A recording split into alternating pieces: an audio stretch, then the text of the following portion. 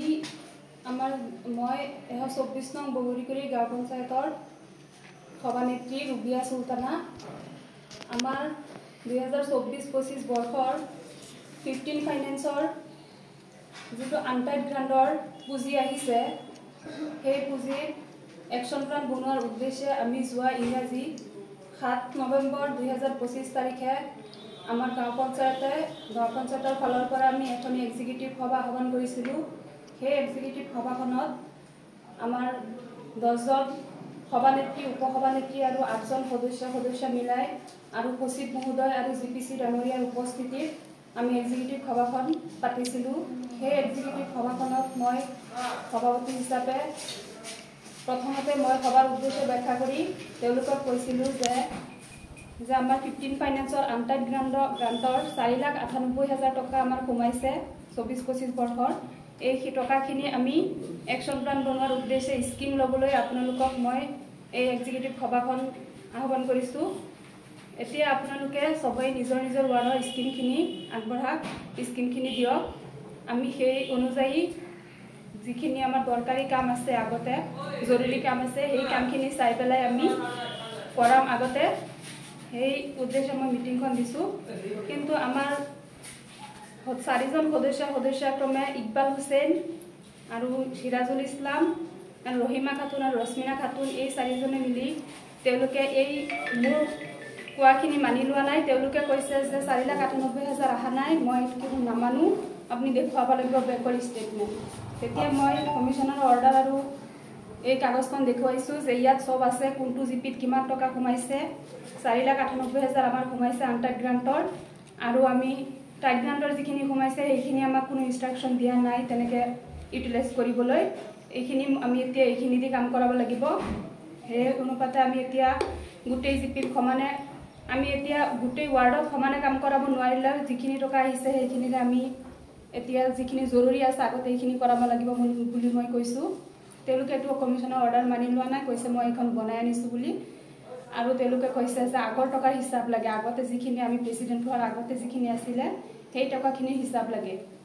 সেই তেওঁলোকে কৈছে 38 লাখ টকা আছে, কিমান টকা আছে দেখাব লাগে তেওঁলোকক। 38 লাখ টকা আছে, সেই টকাৰ পৰা আমাৰ আগত কাম ধৰা আছে আনটাইড গ্ৰান্টৰখিনি দি, আৰু যিখিনি টাইড গ্ৰান্টৰ আছিলে সেইখিনি আমাৰ কোনো ইনষ্ট্ৰাকশ্যন নাই ধৰিবলৈ, তাত কোনো বেলেগ টকা আৰু নাই। সেইখিনি হিচাপ মই কৈছোঁ আপোনালোকক বেলেগ এখন এক্সিকিউটিভ দি, বা আপোনালোকে জানিব আছে সচিব মহোদয়ে জনাই দিব, বেলেগ এখন এক্সিকিউটিভ দি মই জনাম। আজি যিটো উদ্দেশ্যে আমি সভাখন দিছোঁ সেই উদ্দেশ্যত আহক, সেইখনত আমি কথা পাতোঁ। তেওঁলোকে মোক 3 ঘণ্টা জুৰি মোক অসুস্থ শৰীৰত এনেকৈ আৰ্গুমেণ্ট কৰিছে 3 ঘণ্টা। মই এক চেয়াৰত বহি পেলাই, এটা জেগাত বহি পেলাই 3 ঘণ্টা সময় আৰ্গুমেণ্ট কৰিবলৈ তেনেকুৱা পৰিস্থিতি মোৰ নাছিলে তেতিয়া। তেওঁলোকে তথাপিও মোক কিমান মেণ্টেলি হেৰেছ কৰিছে। এই ইকবাল হুছেইন আৰু সিৰাজুল ইছলাম আৰু বাকী 2জনী সদস্যাই তেওঁলোকে উঠি গৈছে বাৰে এক্সিকিউটিভৰ পৰা হাজবেণ্ডৰ লগত বাহিৰত গৈ পেলাই কথা পাতি আহিছে। তেওঁলোকে 10 নং ৱাৰ্ডৰ সদস্যগৰাকীয়ে বাহিৰত উঠি গৈছে, গৈ পেলাই হাজবেণ্ডৰ লগত কথা পাতিছে বাহিৰত, আকৌ আহি বহিছে পৰামৰ্শ লৈ পেলাই। তেতিয়া ইমান টাইম ধৰি আৰ্গুমেণ্ট হোৱাৰ ফলত যেতিয়া পিছত সচিবজন উঠি গৈছে মিটিঙৰ পৰা পানী খাবলৈ বাহিৰত, তেতিয়া মোৰ হাজবেণ্ড বাহিৰতে ৰখি আছিলে। মোৰ হাজবেণ্ডে যিহেতু মোক লৈ আহে সুৰক্ষাৰ ৰক্ষণাবেক্ষণৰ কাৰণে, মই অসুস্থ অৱস্থাত আছোঁ এতিয়া। হাজবেণ্ডে সুধিছে কি হৈছে, ভিতৰত কিয় ইমান আৰ্গুমেণ্ট হৈছে, ইমান হুলস্থুল হৈছে। তেখেতে ক'লে এনেকুৱা তেওঁলোকৰ আগৰ টকাৰ হিচাপ লাগে বুলি।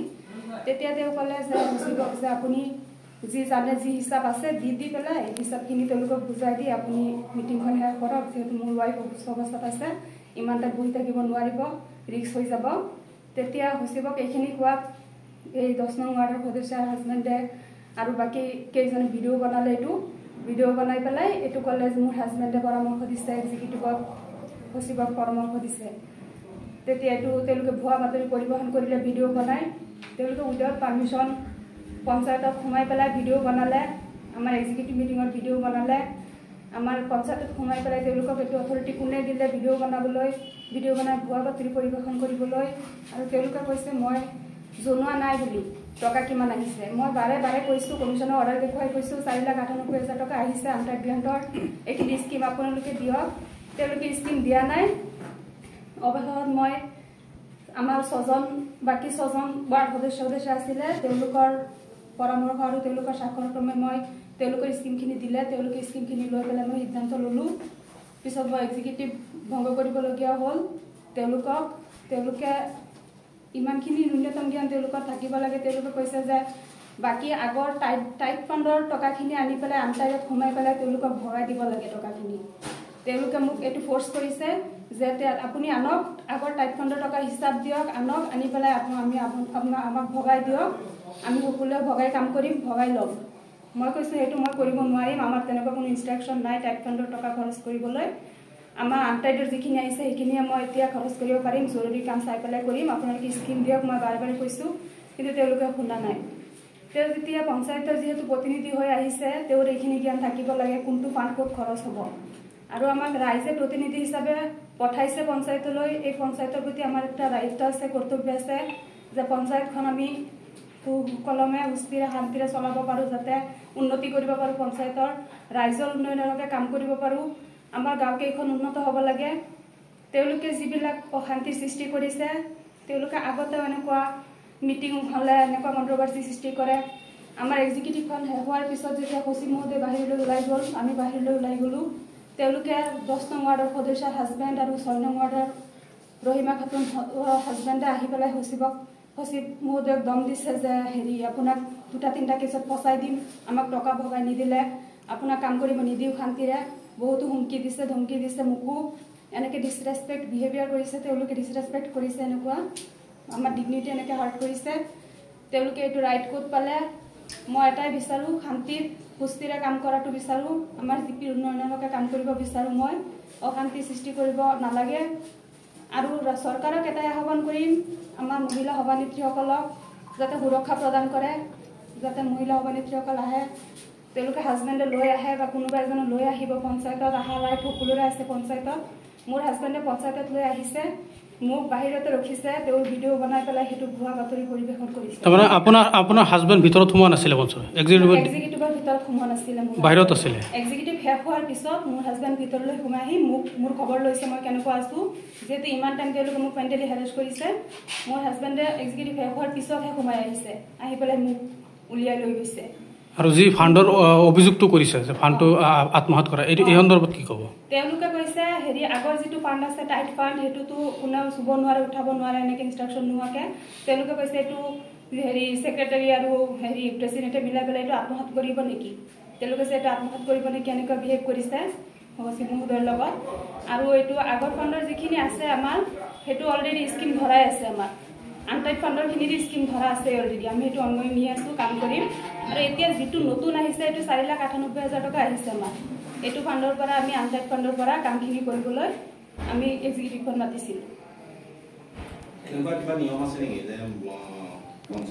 আমাক এইটো চৰকাৰে কৈছে যে সচিবক সুধিব পাৰিব বেলেগ সকলো ৰাইজে পঞ্চায়তলৈ আহিব ৰাইট আছে এইটো আহি পেলাই সুধিব পাৰিব সচিবক যিকোনো বস্তু জনাৰো ৰাইট আছে কিন্তু এইটো ইনষ্ট্ৰাকশ্যন ওপৰৰ পৰা দি দিছে যে মহিলা প্ৰতিনিধিৰ হাজবেণ্ডে আহি পেলাই প্ৰতিনিধিৰ চেয়াৰত বহিব নোৱাৰিব মিটিং চলাব নোৱাৰিব কোনো তেনেকুৱা কামত হস্তক্ষেপ কৰিব নোৱাৰিব বুলি তেনেকুৱা কোনো হস্তক্ষেপ মোৰ হাজবেণ্ডে কৰা নাই মোৰ হাজবেণ্ড আহি পেলাই মোৰ চেয়াৰত এদিনো বহা নাই মোৰ মিটিঙো চলোৱা নাই মই চব নিজে চলাইছোঁ মোৰ কাম কাজ মই নিজে কৰিছোঁ কৰিবলৈ চেষ্টা কৰিছোঁ আৰু তেওঁলোকে আহি পেলাই তেওঁলোকৰ হাজবেণ্ডসকলে সদায় পঞ্চায়তত আহি পেলাই ষ্টাফৰ লগত বহি পেলাই কামত ডিষ্টাৰ্ব দি থাকে তেওঁলোকে কয় যে কামত ডিষ্টাৰ্ব হয় মোবাইল চাই থাকে চাউণ্ড দি বহি তেওঁলোকে ষ্টাফৰ ওচৰত বহি কথা পাতি থাকে হাঁহি থাকে তেতিয়া কামত ডিষ্টাৰ্ব হয় তেতিয়া কামবিলাক ভালকৈ কৰিব নোৱাৰে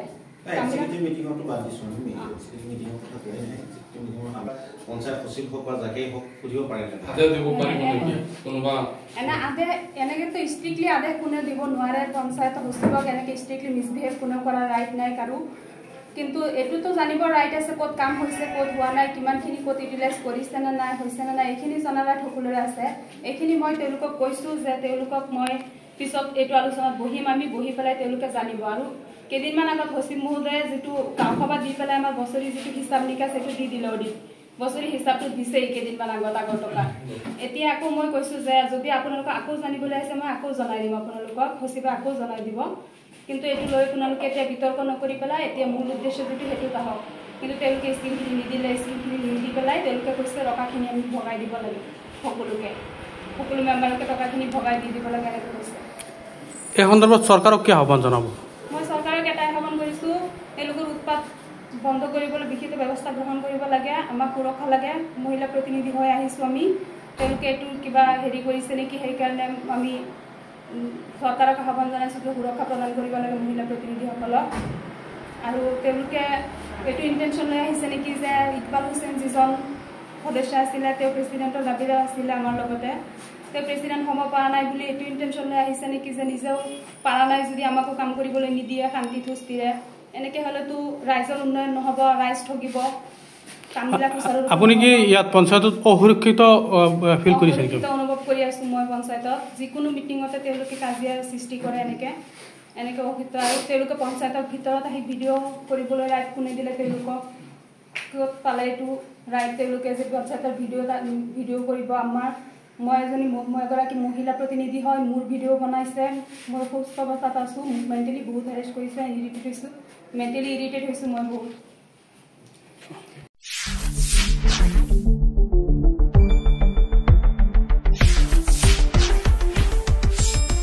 শুদ্ধ আৰু বিস্তৃত বাতৰিৰ বাবে চাই থাকক নিউজ ডেস্ক ৰিপৰ্ট।